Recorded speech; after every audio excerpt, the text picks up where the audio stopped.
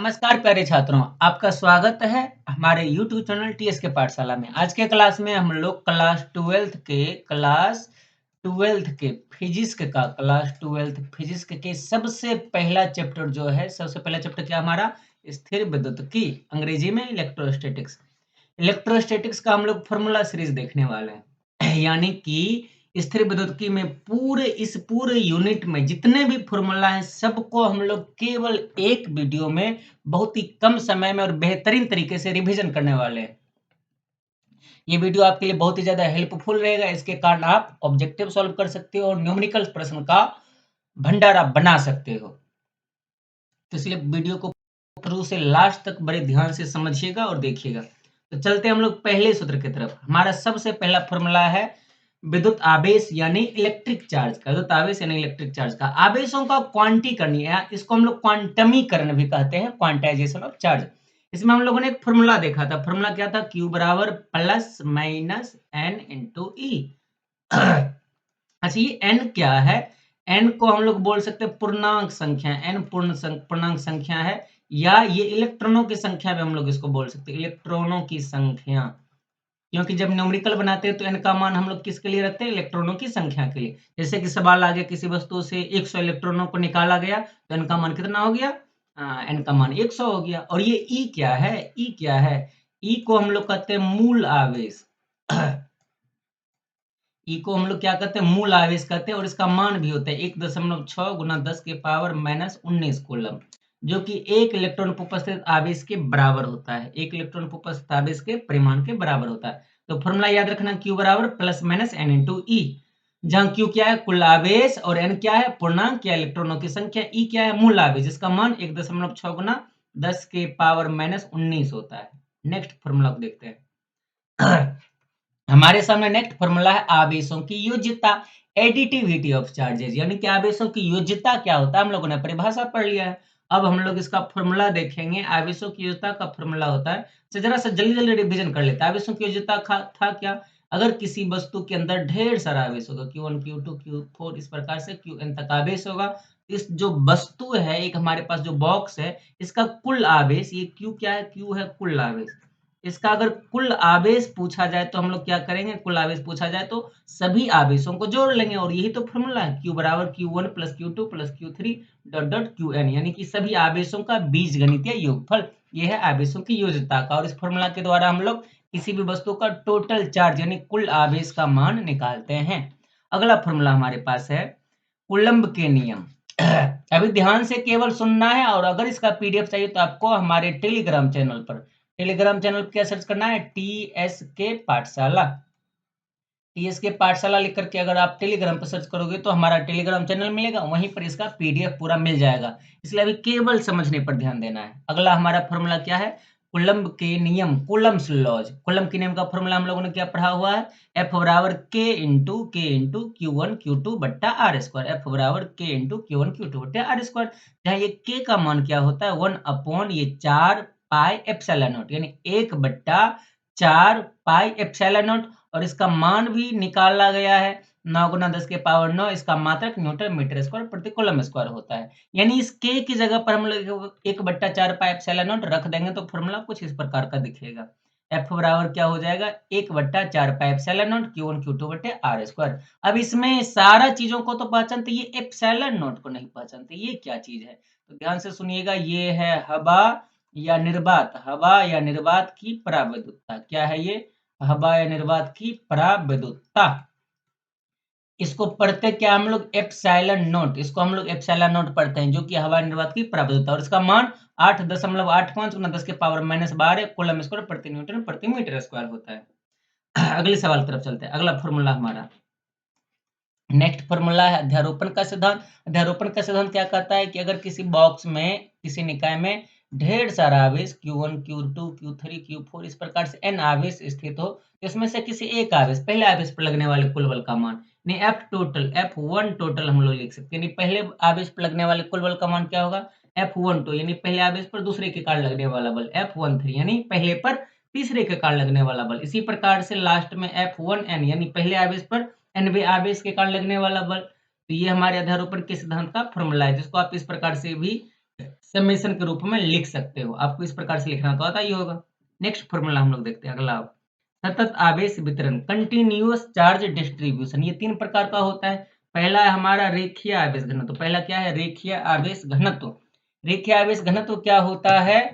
Lambda बराबर Q बट्टा L, ये फ़ॉर्मूला होता है। और पृष्ठीय आवेश घनत्व का सिग्मा बराबर क्यू बट्टे ए, और आयतन आवेश घनत्व का रो बराबर क्यू बट्टा भी, ये तीनों फ़ॉर्मूला होता है। सतत आवेश वितरण 3 प्रकार के, पहला रेखीय आवेश घनत्व, दूसरा पृष्ठीय आवेश घनत्व और तीसरा आयतन आवेश घनत्व। तीनों का फ़ॉर्मूला याद रखना, लैम्ब्डा बराबर क्यू बट्टे एल, सिग्मा बराबर क्यू बट्टा ए और रो बराबर क्यू बट्टा बी। नेक्स्ट फ़ॉर्मूला हमारा विद्युत क्षेत्र की तीव्रता, इलेक्ट्रिक फील्ड इंटेंसिटी, ये फ़ॉर्मूला हम लोगों को देखना है। ये फ़ॉर्मूला होता है ई वेक्टर बराबर एफ वेक्टर बटा क्यू नॉट। आप इसको परिमाण के रूप में ई बराबर एफ बटा क्यू नॉट भी लिख सकते हो, लेकिन ई वेक्टर बराबर एफ वेक्टर बटा क्यू नॉट भी हम लोग इसको लिख सकते हैं। ये फ़ॉर्मूला होता है विद्युत क्षेत्र की तीव्रता का। और ये एफ क्या है? एफ जहाँ ई है विद्युत क्षेत्र की तीव्रता, ये नीचे लिखा हुआ है। क्यू नॉट क्या? परीक्षण आवेश। आर क्या है? बिंदु आवेश से दूरी, यानी जहाँ विद्युत क्षेत्र की तीव्रता का मान ज्ञात करना हो। क्यू तो बिंदु आवेश है। क्या हुआ? ई बराबर एफ वेक्टर बटे क्यू नॉट, और ई बराबर एक और फॉर्मूला हम लोगों ने प्रूव किया हुआ था, ये इस प्रकार का, ई बराबर के इंटू क्यू बटे आर स्क्वायर, जहां ये के क्या है? के का मान तो हम लोगों ने कूलम के नियम में पढ़ा हुआ, 1/4 पाई एप्सिलॉन नॉट, जिसका मान कितना होता है? 9 गुना 10 के पावर 9। अगर के का मान हम लोग रख देंगे तो फॉर्मूला कुछ इस प्रकार का दिखेगा, 1/4 पाई एप्सिलॉन नॉट क्यू बटे आर स्क्वायर, जहां ये क्यू क्या है? क्यू है बिंदु आवेश। क्यू क्या है? बिंदु आवेश, ये नीचे आपको दिख रहा होगा। और ये आर क्या है? आर है बिंदु आवेश क्यू से दूरी। ये दोनों फॉर्मूला को याद रखिएगा, ये थोड़ा-सा इम्पोर्टेंट फॉर्मूला है। अगला फॉर्मूला हम लोग देखते हैं 6 नंबर का, आवेशों के निकाय के कारण विद्युत क्षेत्र की तीव्रता, यानी कि अगर आवेशों का एक निकाय बना हुआ है, निकाय का मतलब समूह, आवेशों का एक झुंड, तो इन सभी आवेशों के कारण किसी एक बिंदु P पर विद्युत क्षेत्र की तीव्रता क्या होगा? इन सभी बिंदु के कारण, तो सभी विद्युत क्षेत्र, सभी आवेश के कारण, यानी Q1 आवेश के कारण E1, Q2 आवेश के कारण E2, Q3 आवेश के कारण E3 होगा। इसी प्रकार सबसे लास्ट में Qn आवेश के कारण En, और सबको क्या कर लेंगे हम लोग? जोड़ लेंगे। इन सभी का सदिश योगफल होगा। इन सब का क्या होगा? सदिश योगफल होगा। आप इसको परिमाण के रूप में भी लिख सकते हो, और समेशन के रूप में आप इसको इस प्रकार से लिख सकते हो, जहाँ E1, E2, E3 क्या है? क्रमशः Q1, Q2, Qn आवेश के कारण विद्युत क्षेत्र की तीव्रता है, और ये E क्या है? कुल विद्युत क्षेत्र की तीव्रता है। अगला फॉर्मूला देखते हैं। नेक्स्ट फॉर्मूला हमारे पास है विद्युत फ्लक्स का, इलेक्ट्रिक फ्लक्स। फ्लक्स का फॉर्मूला क्या होता है? डी फाई बराबर, डी फाई मतलब क्या? अल्पांश क्षेत्र, डी फाई मतलब अल्पांश फ्लक्स हुआ। ई वेक्टर, ई वेक्टर मतलब विद्युत क्षेत्र की तीव्रता, डॉट, ये डॉट प्रोडक्ट है, बीच में जो डॉट दिख रहा है ये डॉट प्रोडक्ट है। डीएस वेक्टर, डीएस वेक्टर क्या है? नीचे लिखा है अल्पांश क्षेत्रफल सदिश है। और इसको हम लोग डी फाई बराबर E vector dot DS vector के साथ ई डीएस cos थीटा भी लिख सकते हैं। और अगर इसका समाकलन निकाल लें तो ये डी फाई से बन जाएगा फाई, और इसका समाकलन हो जाएगा, E vector dot DS vector का समाकलन हो जाएगा, और E vector dot DS vector को हम लोग नीचे ईडीएस cos थीटा के रूप में भी लिख सकते हैं। तो फ्लक्स का सिंपली फॉर्मूला क्या हो गया? फ्लक्स का फॉर्मूला विद्युत क्षेत्र की तीव्रता E vector dot DS vector, यानी अल्पांश क्षेत्रफल सदिश। तो विद्युत क्षेत्र की तीव्रता और क्षेत्रफल सदिश के अदिश गुणनफल को विद्युत फ्लक्स कहते हैं। ये फॉर्मूला आपको याद रखना है। अगला फॉर्मूला हमारे पास विद्युत द्विध्रुव आघूर्ण। विद्युत द्विध्रुव हम लोगों ने पढ़ा था -q + q, इस प्रकार से एक विद्युत द्विध्रुव होता है, इनके बीच की दूरी हम लोग 2l लेते हैं, या कभी-कभी a भी ले लेते हैं। तो विद्युत द्विध्रुव आघूर्ण का फॉर्मूला होता है P बराबर Q into A। Q क्या है? किसी एक आवेश का परिमाण, और A क्या है? उनके बीच की दूरी। अगर एक जगह पर 2L लिख देंगे तो फॉर्मूला इस प्रकार का हो जाएगा, P बराबर Q into 2L, जहाँ P है विद्युत द्विध्रुव आघूर्ण, A या टूल क्या? द्विध्रुव के दोनों आवेशों के बीच की दूरी है। ये फॉर्मूला भी इंपॉर्टेंट है, आपको याद रखना पड़ेगा। नेक्स्ट फॉर्मूला हम लोग देखते हैं। विद्युत द्विध्रुव के कारण विद्युत क्षेत्र की तीव्रता, विद्युत द्विध्रुव के कारण विद्युत क्षेत्र की तीव्रता, पहला केस क्या? अक्षीय स्थिति में। अक्षीय स्थिति में फॉर्मूला क्या होता है? E बराबर K into 2P बटे R क्यूब। अच्छा, K का मान क्या? हम लोगों ने K का मान तो पढ़ा हुआ है, 1/4 पाई एप्सिलॉन नॉट होता है, यानी K की जगह पर अगर हम लोग ये मान रख देंगे तो दिखेगा कैसा फॉर्मूला? E बराबर 1/4 पाई एप्सिलॉन नॉट 2P बटे R क्यूब। अच्छा, ये P क्या है? P तो विद्युत द्विध्रुव आघूर्ण। R क्या है? R है विद्युत द्विध्रुव से दूरी। ठीक, निरक्षीय स्थिति में फॉर्मूला क्या होता है? E बराबर K इंटू P बटे R क्यूब। इसमें 2P बटे R क्यूब था अक्षीय में, और निरक्षीय में केवल P बटे R क्यूब। तो फॉर्मूला E बराबर 1/4 पाई एप्सिलॉन नॉट P बटे R क्यूब भी हम लोग लिख सकते हैं। अगले फॉर्मूला की तरफ आगे बढ़ते हैं। अब हमारा नेक्स्ट फॉर्मूला किसी भी स्थिति यानी R थीटा के लिए विद्युत क्षेत्र की तीव्रता का फॉर्मूला, जो कि होता है E बराबर K इंटू P बटे R क्यूब, और रूट अंडर क्या होता है? 1 + 3 cos square theta, root under 1 + 3 cos square theta. A का मान रख देंगे तो E बराबर 1/4 pi epsilon not into p बटे r cube into root under 1+3 cos square theta. जहां ये पी क्या है, पी तो विद्युत द्विध्रुव घूर्ण, पी तो विद्युत द्विध्रुव घूर्ण, ई क्या है विद्युत क्षेत्र की तीव्रता, आर क्या है बिंदु पी की दूरी जहां विद्युत क्षेत्र की तीव्रता का मान ज्ञात करना होता है। ये तीनों फॉर्मूला इंपॉर्टेंट है, खास करके ये वाला तो और ज्यादा, तो याद रखना है आपको।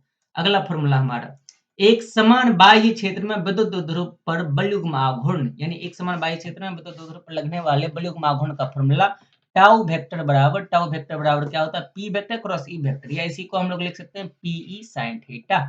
इसी को हम लोग क्या लिख सकते हैं, पी sin थीटा भी लिख सकते हैं। ये एक सदिश राशि है तो आप सदिश भी दे सकते हो, और परिमाण के रूप में लिखना चाहो तो टाउ बराबर पीई sin थीटा भी आप लिख सकते हो।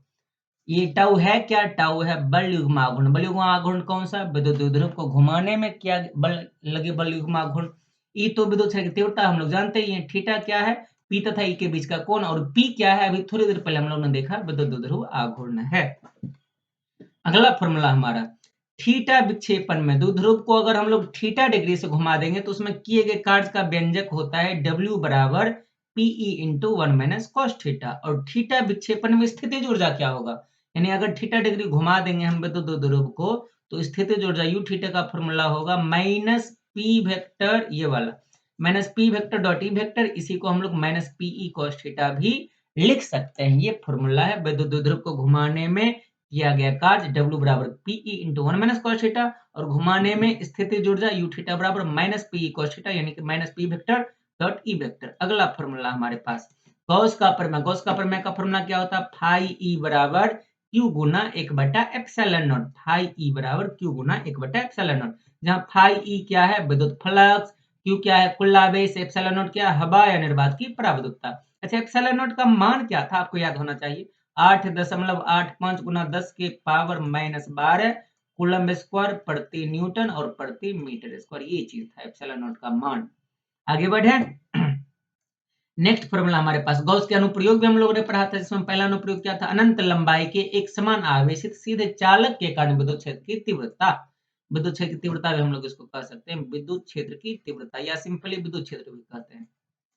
E बराबर फॉर्मूला है लेमडा बटे 2 pi epsilon naught r, E बराबर लेमडा बटे 2 पाई एप्सिलॉन नॉट आर, जहां लेमडा क्या है रेखीय आवेश घनत्व, लेमडा क्या है रेखीय आवेश घनत्व। इन चीजों को तो हम लोगों ने पहले ही पढ़ लिया सत्तावेश वितरण में, बाकी सारी चीजों को तो पहचानते ही हैं। तो याद रखिएगा फॉर्मूला, अनंत लंबाई के एक समान आवेशित सीधे चालक के कारण विद्युत क्षेत्र की तीव्रता E बराबर लेमडा बटा 2 pi epsilon naught are.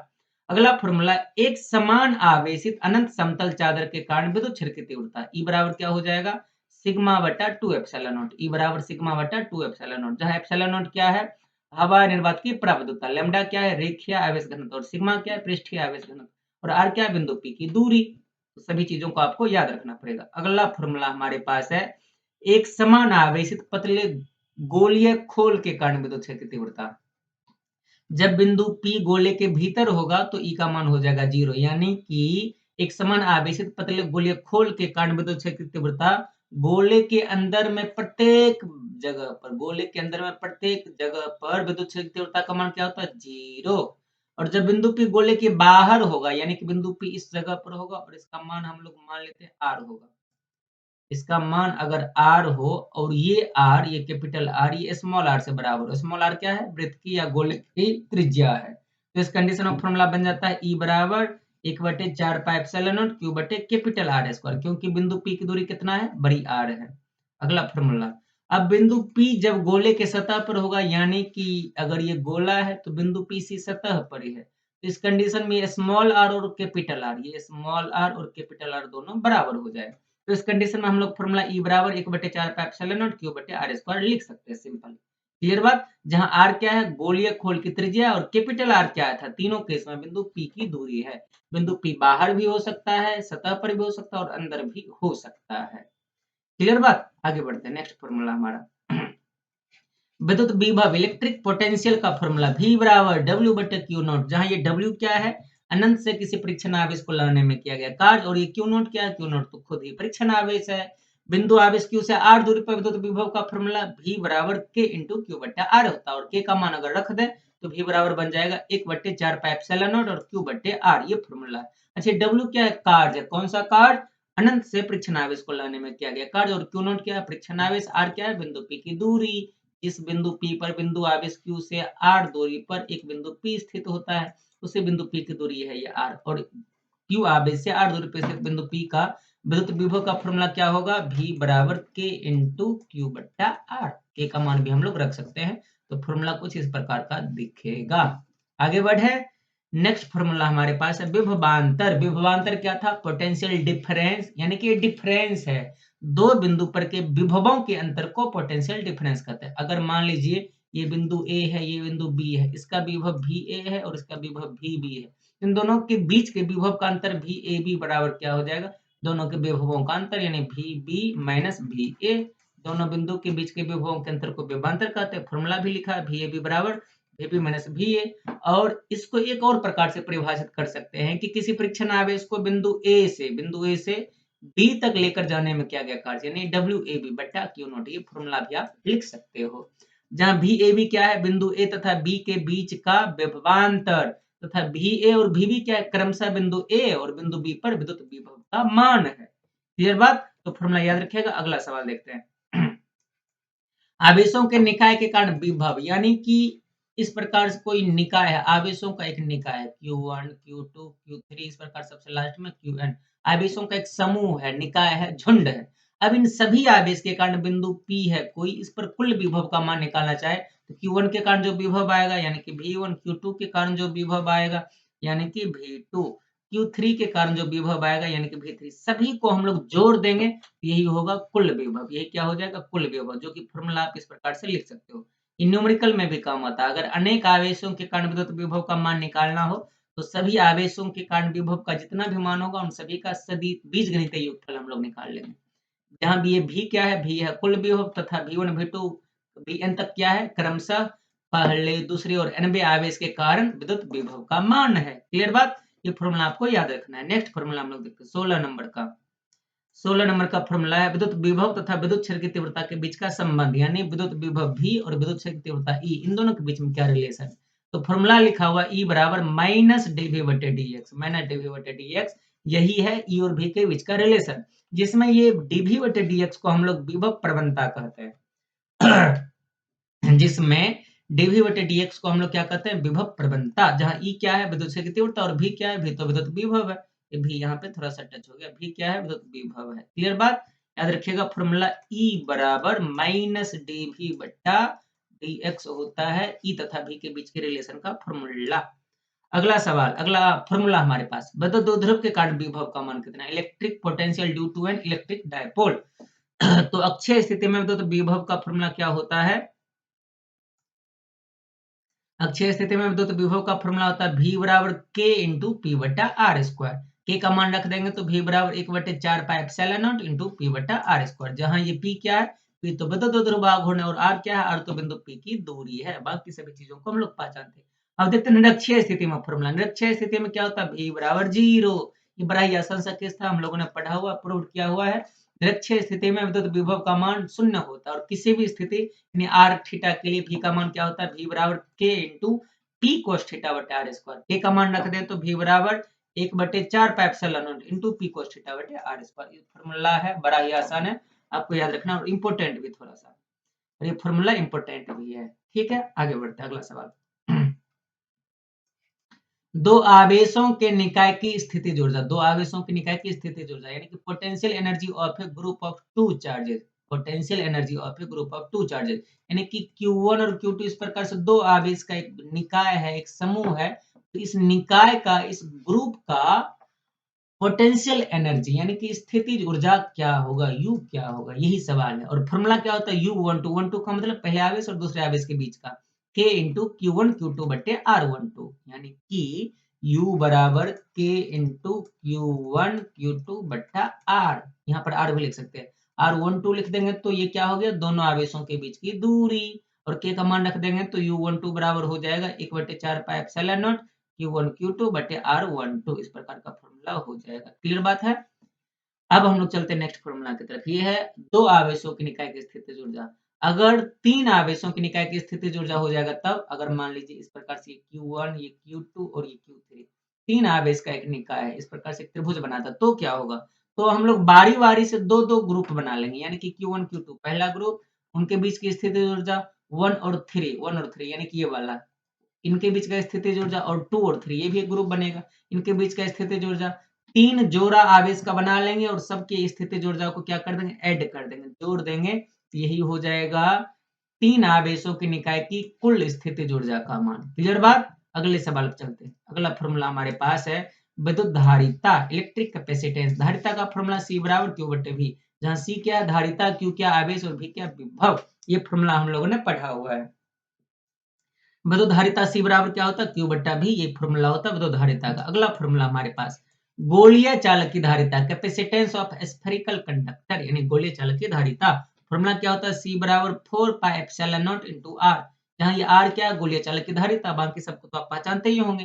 Epsilon not क्या है, हवा निर्वात की पराविद्युतता, जिसका मान कितना होता है 8.85 गुना 10 की पावर -12। क्लियर बात? अगले सवाल की तरफ चलते हैं। गोलीय चालक की धारिता क्या होगा, C बराबर 4 पाई एप्सिलॉन नॉट R। अगला सवाल हमारा समांतर प्लेट संधारित्र की धारिता, capacitance of parallel capacitor, C बराबर फॉर्मूला क्या होगा, A इंटू एप्सिलॉन नॉट बटे D, या फिर इसी को हम लोग इस प्रकार से भी लिख सकते हैं, C बराबर A इंटू एप्सिलॉन बटे D। ऊपर वाला फॉर्मूला तब लगेगा जब दोनों संधारित्र के दोनों प्लेटों के बीच में हवा भरा हो, और नीचे वाला फॉर्मूला तब लगेगा जब दोनों प्लेटों के बीच में हवा की जगह पर कोई पराविद्युत पदार्थ भर दिया जाएगा। तो फॉर्मूला क्या हो जाएगा, A इंटू एप्सिलॉन बटे D, और एप्सिलॉन की जगह पर A into epsilon R epsilon not बटे D भी हम लोग लिख सकते हैं। क्यों? क्योंकि एप्सिलॉन R का फॉर्मूला होता है एप्सिलॉन बटे एप्सिलॉन नॉट। यहाँ से हम लोग एप्सिलॉन का मान निकालना चाहे तो ये उधर जाएगा गुना में, epsilon R into epsilon not हो सकता है। तो यही एप्सिलॉन की जगह पे एप्सिलॉन R एप्सिलॉन नॉट हम लोगों ने रख लिया है। जहाँ A क्या होगा, क्षेत्रफल, किसका क्षेत्रफल, प्लेटों का क्षेत्रफल एप्सिलॉन नॉट, निर्वात या हवा की पराविद्युतता, और D क्या, दोनों प्लेटों के बीच की दूरी, एप्सिलॉन R क्या, आपेक्षिक पराविद्युतता, जिसका ये फॉर्मूला होता है एप्सिलॉन R बराबर एप्सिलॉन बटे एप्सिलॉन नॉट। अगले सूत्र की तरफ चलते हैं अब हम लोग। अगला सूत्र हमारे पास क्या है, 23 नंबर, समांतर प्लेट संधारित्र की स्थितिज ऊर्जा। समांतर प्लेट संधारित्र की स्थितिज ऊर्जा क्या होता है, U बराबर हाफ CV स्क्वायर, बड़ा ही पॉपुलर फॉर्मूला है। U बराबर होता है क्या, हाफ CV स्क्वायर। इसी को आप Q स्क्वायर बटे 2C के रूप में भी लिख सकते हैं, और इसी को आप हाफ QV के रूप में भी लिख सकते हो। जहाँ U क्या है, U है स्थितिज ऊर्जा, और C क्या है, C तो धारिता है, अभी हम लोग ने इसका फॉर्मूला पढ़ा था। V क्या है, विभवांतर, और Q क्या है, आवेश है। Q क्या है, आवेश। तो फॉर्मूला याद रखिएगा, U बराबर हाफ CV स्क्वायर या Q स्क्वायर बटा 2C या हाफ QV। अगले सवाल की तरफ चलते हैं। अगला फॉर्मूला हमारे पास है संधारित्रों का संयोजन, कॉम्बिनेशन ऑफ कैपेसिटर। संधारित्रों का श्रेणी क्रम संयोजन का फॉर्मूला कुछ इस प्रकार का होता है, 1/CS बराबर 1/C1 plus 1/C2 plus 1/C3। याद रखिएगा संधारित्रों के श्रेणी क्रम का सूत्र यही होता है, 1/CS, CS का मतलब समतुल्य धारिता, बराबर 1/C1 plus 1/C2 plus 1/C3। अगला फॉर्मूला देखते हैं समांतर क्रम का। संधारित्रों के समांतर क्रम का फॉर्मूला CP, P मतलब पैरेलल, फॉर्मूला होता है C1 plus C2 plus C3। अब आप इसको देख करके ये सोच रहे होंगे कि प्रतिरोध के फॉर्मूला से ये बिल्कुल क्या उल्टा है। बिल्कुल सही बात, ये प्रतिरोध के फॉर्मूला से उल्टा जरूर है। और ये C1 C2 C3 क्या है, C1 C2 C3 क्रमशः प्रथम, द्वितीय और तृतीय संधारित्रों की धारिता है, और CS तथा CP क्या है, श्रेणी क्रम में समतुल्य धारिता है और समांतर क्रम में समतुल्य धारिता है। CS श्रेणी क्रम में समतुल्य धारिता और CP समांतर क्रम में समतुल्य धारिता है। आगे बढ़े, नेक्स्ट फॉर्मूला हमारे पास है संधारित्र में विद्युत क्षेत्र का ऊर्जा घनत्व, यानी कि एनर्जी डेंसिटी, ऊर्जा घनत्व, energy density of a capacitor, संधारित्रों का ऊर्जा घनत्व। इसको हम लोग स्मॉल u से सूचित करते हैं, फॉर्मूला होता है half epsilon not E square, जहां u क्या हो गया, u तो ऊर्जा घनत्व हो गया, एप्सिलॉन नॉट हवा निर्वात की पराविद्युतता हो गया, E क्या हो गया, विद्युत क्षेत्र की तीव्रता। ये हमारा आखिरी फॉर्मूला था, यहाँ तक हम लोगों ने फॉर्मूला का रिवीजन किया है। तो इसमें से अगर कोई भी फॉर्मूला आपको समझ में नहीं आए या किसी में डाउट रह जाए तो हमें कमेंट सेक्शन में जरूर बतलाइएगा। और अगर इस प्रकार से आपको, अगर आप 10th क्लास में हैं या 12th क्लास में हैं, आपको किसी भी विषय में कोई भी डाउट हो तो कमेंट सेक्शन में हमसे पूछ सकते हैं, जल्द से जल्द इसका जवाब मिलेगा। और इस प्रकार से सभी विषय के नोट्स लेने के लिए हमारे टेलीग्राम चैनल से जुड़ सकते हैं। टेलीग्राम पर आपको सर्च करना है TSK पाठशाला, TSK पाठशाला, इसी नाम से हमारा टेलीग्राम भी है। क्लियर बात? तो आज के लिए इतना ही, मिलते हैं अगले वीडियो में, तब तक के लिए आप सबका बहुत बहुत धन्यवाद। आप सबका बहुत बहुत धन्यवाद।